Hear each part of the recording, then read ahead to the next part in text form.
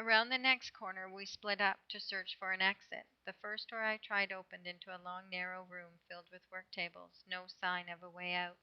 Back in the hall I could hear voices, but distant, searching the rooms nearest the entrance, presuming we'd duck into the first one we saw.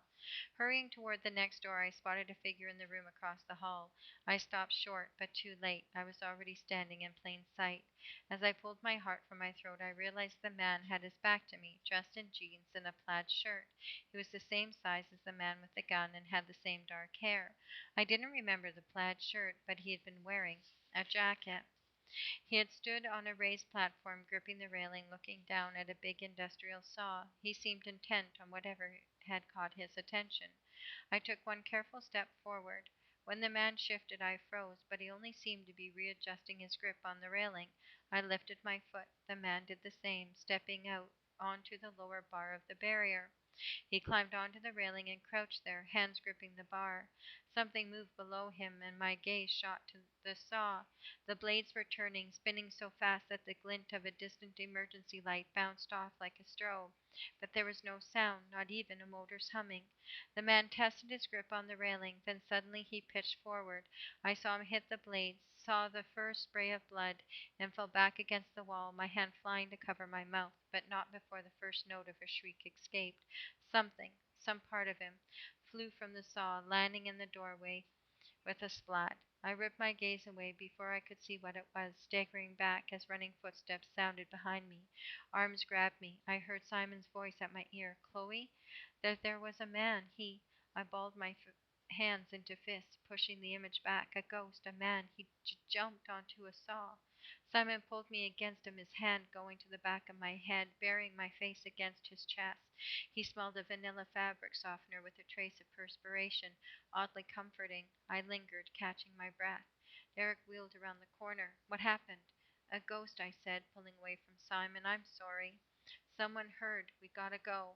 As I was turning, I saw the ghost again standing on the platform. Derek followed my gaze. The ghost stood in exactly the same position, gripping the railing. Then he stepped up.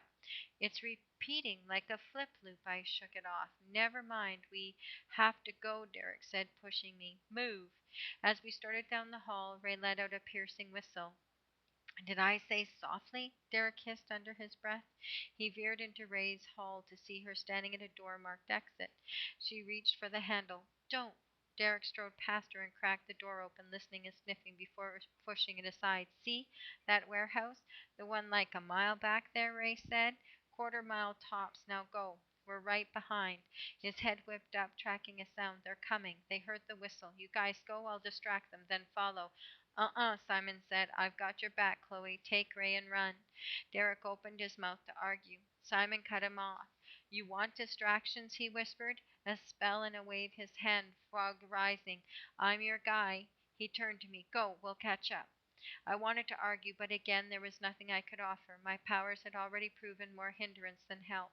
Ray was already 20 feet across the lot, dancing in place like a boxer, weaving for me to hurry up. As I turned to go, Derek shouldered past Simon. Get in the warehouse and don't leave for 1 hour. Don't even peek out. If we don't come find a place to hole up, we'll be back.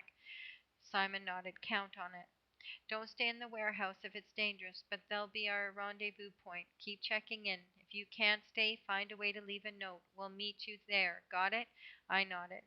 They must be back here, someone called. Search every room. Derek shoved me through the doorway. Simon leaned out, mouthing, I'll see you soon, with a thumbs up. Then he turned to Derek. Showtime.